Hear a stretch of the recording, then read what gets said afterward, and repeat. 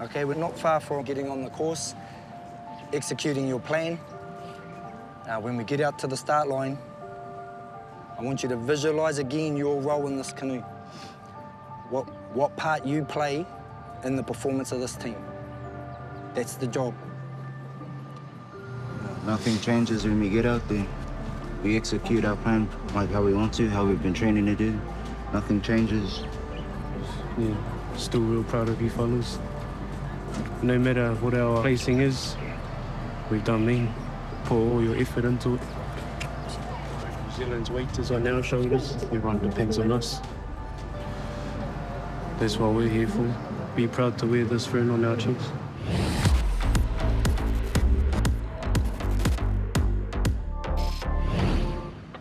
Just have faith, have confidence in your guys' selves as individuals and as teams. Show everyone what we came here for, because again, we came here for a job, and I know that you can do well. I know you have the goods. I mean, you are the best for your age in our country, and we want to be the best in the world. Okay? I tēnei rangi, we have the 500-metre heats, a bit nervous, but ready to go. We've been preparing for this for ages, and I think we're ready. All right, here we go, ladies, paddling out. This is the Junior Women Elites V6 500 meters. This is race number 6, the Junior Elite Men's V6 500. All right, the flags are up. White is the caution. As they head up to the start line. Black means it's coming, and here we go. Our goal today was just to get straight into the final. And here we go, green. The Junior Women Elites V6 500 meters. In lane 2, that is Aotearoa, New Zealand. That's the start. The Junior Elite Men's. You can see them coming down through this race. New Zealand looking great on this one. It's a challenge because the bumpy sideways, so we just have to put our paddles in deeper and keep our minds in the game. Hey, Brazil looking good on the outside there. They are indeed. We got in front by a lot in the first half, and then in the second half, we had Brazil starting to catch up, and then we had to actually try and now finish. Aotearoa, New Zealand and Brazil, and then Hawaii. Yep. Looks like Tahiti is in the lead with New Zealand slightly behind. Approaching the flag. Looks like Tahiti is first through the flags, followed by New Zealand. All right? Hey? All good? Yeah. Hey? Gotta be good. Yeah. We did get 1 minute 58. We were aiming for a faster time, but we know that we can go faster, so even though we came across first, we just stay humble and think about the next race. First one out the way. Nah, we just and like the changes were sloppy and like the first strokes were just hard. Okay, just stay relaxed and now build on it and move forward. The Elite Junior Men V6 1000 meter. Yeah, I do feel a bit of pressure going into those turns races because it's pretty easy to DQ, and then that's you gone. Here it comes. There it is, green flag, and we're off. These junior men are coming in strong. There they go, leaning into that turn. New Zealand out. Here's New Zealand. Aotearoa, New Zealand going in for another turn. Lanes did feel quite small, so me and Marlon in the middle had to ease off some power. One of the turns I had to help seat 1 and 2 draw the boat around. Nice turn right here. This is the boys from New Zealand right here in lane 1. It's gonna be New Zealand. The turns today were actually pretty tough because there was a bit of confusion in the boat. Yeah, it was tough. It was tough.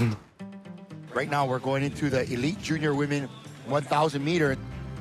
Going through my mind on the start line of the 1,000 was just getting out the blocks first and finding the right angle on that first turn.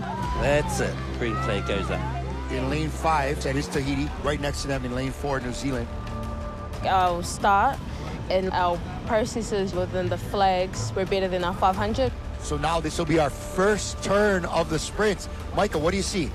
So it looks like Tahiti came in first into the turn, and right behind them with New Zealand. Oh no! Oh, they buried the first flag. Oh, if it doesn't peel, they might be able to. They might be able to hold that. Reverse off of it. Nope. Nope. It looked like it went underneath the Yakus there. So this is the challenge. Is the turns. Did they run the flag? No. Did they run run it over? I don't know. I can't tell if it just hit underneath, like on the I side. think it did.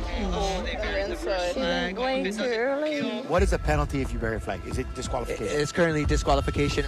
We ran over the buoy. Yeah, it was disappointing, especially for me being the steerer. Unfortunate. Talk about taking the wind out of yourselves. These young ladies are doing their best right now. I kind of thought like we'll just have a penalty instead of a DQ, so still kept up the power. They're not celebrating there, you could tell.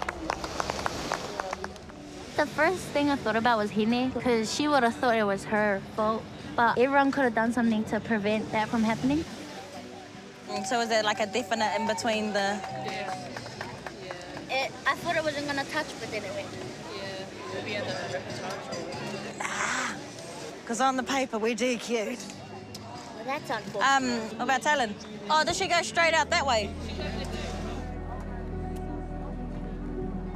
I didn't want the whole team piling onto Henny, so I went to go and grab Henny and we just took a long walk away from everyone, because at moments like that you don't really want to be near anyone, you know? Coming out of that, it was tough for me, but the girls had my back and they just surrounded me and we surrounded each other, and we just knew we had one more job to do the next day, so we had to focus on that. Because I think there's a lot of improvements that me and Sol can do during the draws.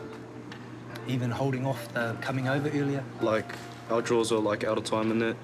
Too rushed, way too rushed. Yeah. I think if you guys just tidied up yours, those turns are clean. They're already clean. These two have already identified the pressure going in, so they can control that. Yes, it's going to be bumpy. It's going to be bumpy for every other canoe. We executed our 500s race plan, but it was quite some tough conditions to do some turns on, but we can get it anyways.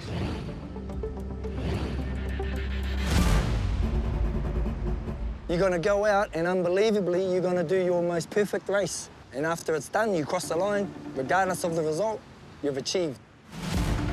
Going into the 500-meter final, I was feeling pretty nervous, but as soon as we got to the start line, I was ready. I know Tahiti's a big competition to be up against, but we're also a tough opponent as well. There we go, and it's green.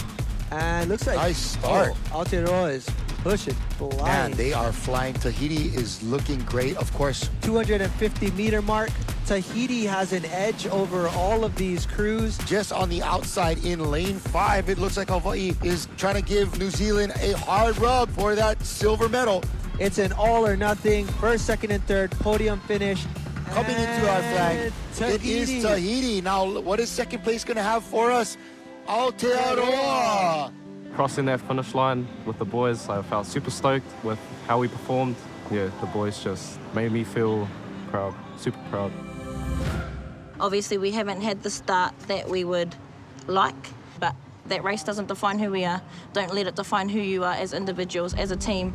Don't let it define our campaign. This next part is what matters. So just be there, have each other's backs all the way. I have your guys' backs, no matter what.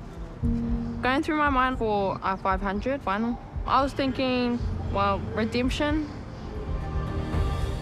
The elite junior 500-meter sprint final, and we're off to gonna be. Those Maori girls are right there. It's our only race today. Nothing more to lose, nothing more to give. Looking really strong right here is your girls from New Zealand. But this is gonna come down. This is gonna be a battle. Look at Tahiti on the inside, pulling. This is gonna be close. Look at this. Who's it gonna be? Who's it gonna be? Here we go. We came across the line and thought we came across the line first. I think Tahiti has just pulled it off. Edge New Zealand by a hair. I thought we had to go, but had a little laugh afterwards.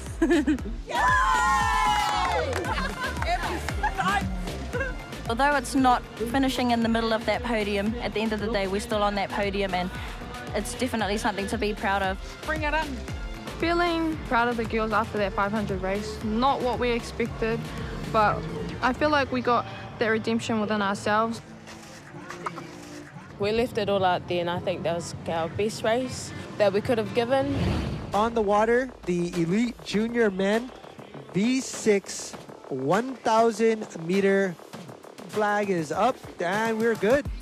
And look Here at they Tahiti. go. Aotearoa, a nice start as well. And here we go. We have our first turn. Me and Sol definitely connected. We got our draws a lot better than our heat. And Tahiti into their second turn. Aotearoa into their second turn. Boys from New Zealand doing really, really well. But Tahiti's rate looks like it's pretty up there. they're very settled. And that's the final turn. So this is still anybody's race here. Tahiti is closing up the last 60 meters. And here comes Aotearoa right behind them. Right on a tear, man. They are moving. I exerted everything that I had, and we stayed in the fight with them. Tahiti, world champions again, man. Aotearoa right behind them. Super stoked and ready to get on that podium with all the boys. Representing the land of the long white cloud, Aotearoa, New Zealand. Your IBF 2024 runner-ups, Abigail Ufalani. I feel great. It's like no matter like where you come from, different regions, like we can all pull out something like what we did in the 500 from like less than a year of training. Last year in the Junior 19s, it's been an awesome journey, such a privilege and a huge honor. Getting the medal presented to me was just real big privilege. I just did it for everyone back at home, everyone here, all my supporters. I felt real honored. Aotearoa, New Zealand. Hi, Mama.